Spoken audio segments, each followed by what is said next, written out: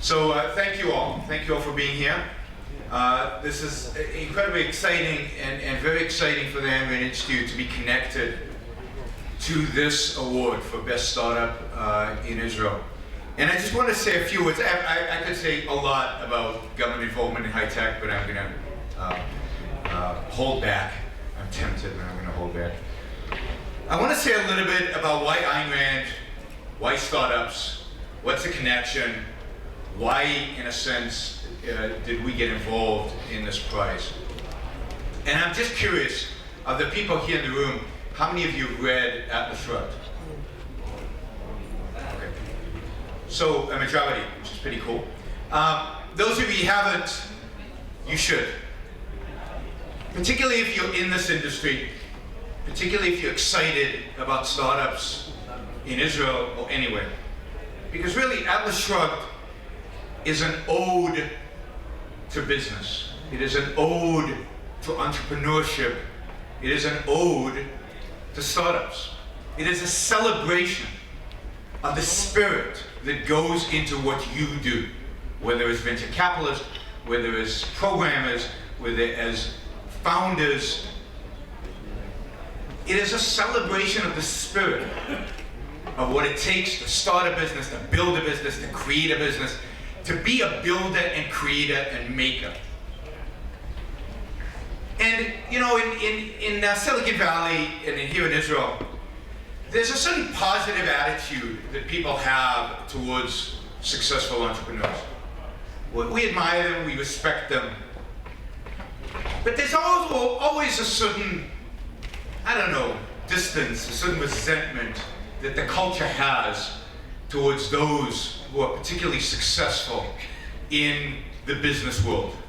You can see this with Bill Gates, who built what at the time was the largest company in the world. Everybody wanted to be Bill Gates, everybody admired Bill Gates, but everybody kind of celebrated when the Justice Department of America knocked him down a little bit, when he failed. People never really admired him fully. And you could see that because when he left Microsoft and went to become a philanthropist, then he was a good guy. Then everybody suddenly loved him. We live in a culture, again, outside of your bubble.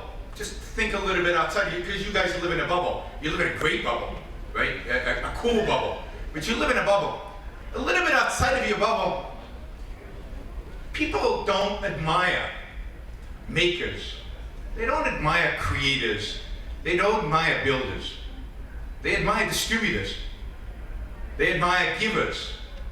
You know, Bill Gates, as a philanthropist, much more admired than Bill Gates, the creator, the builder, the world changer, right? Where would we all be today without Microsoft? Ayn Rand admires, in a deep, deep sense, everything that you guys represent.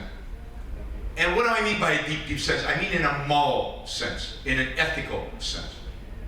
You are good guys, not only because you're making yourselves and the country and the people around you richer, but you are good guys because you're making something of your own life. You're applying yourself. You're working hard, you're being productive, you're using your reason, you're using your mind to create a better world for yourself, and therefore for everybody else around you. Where would the world be without entrepreneurs? Where would the rest of us be without the great businessmen of the last 250 years? I mean, in a sense, you live in a bubble and you think you invented that bubble. The bubble has kind of existed a long time. It just moves around and it affects different fields. The bubble must have been felt during Henry Ford's period. There was a high-tech bubble. It just wasn't high-tech. It was automobiles and everything to do with that. But it is entrepreneurs. It is business leaders who have created the modern world. It is you who are creating the 21st century world. It is your leadership that is defining what our future will be. It is not the politicians.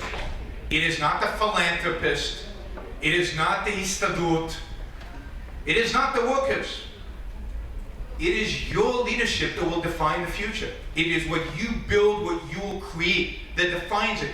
you should feel unbelievably proud of what you achieve, of what you build, of what you create.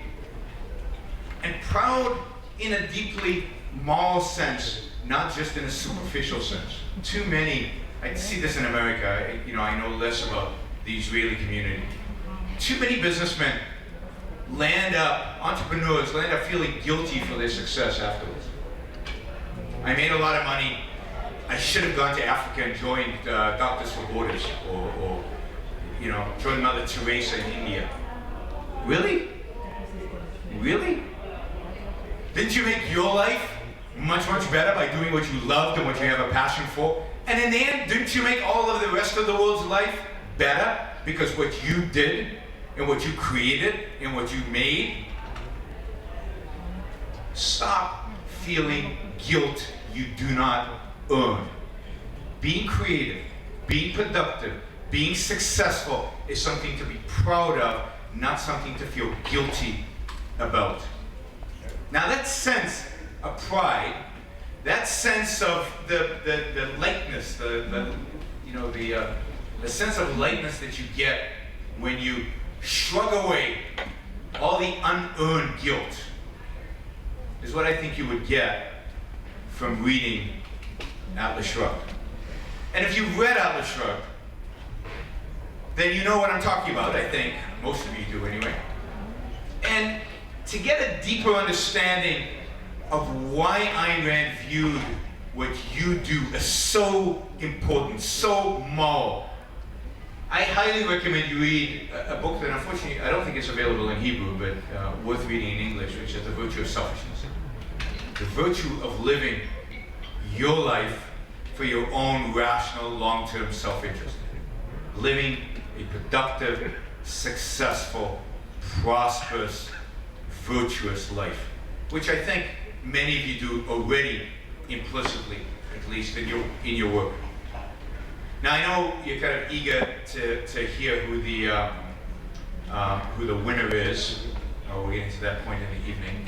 But first I wanted to congratulate all 10 companies for everything that you have done.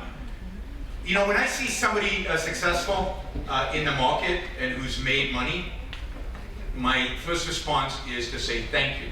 Because I don't know exactly what any of you guys do, because even though I'm an engineer from the Technion, I don't know anything about any of your businesses.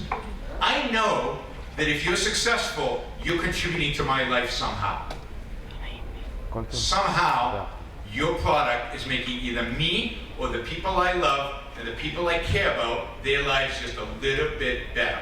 And I would take that generally as a good habit to have. When you see successful people, say thank you, because they're successful by making your life a little bit better. When you see entrepreneurs, say thank you, even if you don't know what it is that they do, because they're making your life a little bit better somewhere there in the background. So I want to thank all 10 companies and all 30 or however many companies were reviewed originally for what you do, for what you do every single day. This is an award we'd like to do every year. The funding for this event and this award has so far been provided by Americans. Haven't been able to raise the money in Israel to make events like this possible. So if any of you are interested in helping us make this an Israel-only event, which would be kind of cool and kind of just, make Israel less dependent on those American dollars, that would be good too. Then please see me or Boaz. We're very excited about this. We hope that the Atlas Shrugged Award for Best Startup in Israel will be a tradition that we celebrate for years and decades to come. And it helps inspire people to read Atlas Shrugged, makes inspire more Israelis to become entrepreneurs, and more companies to be as successful as you guys have become. So thank you all, and I'll invite Tal to start the process of revealing the winner.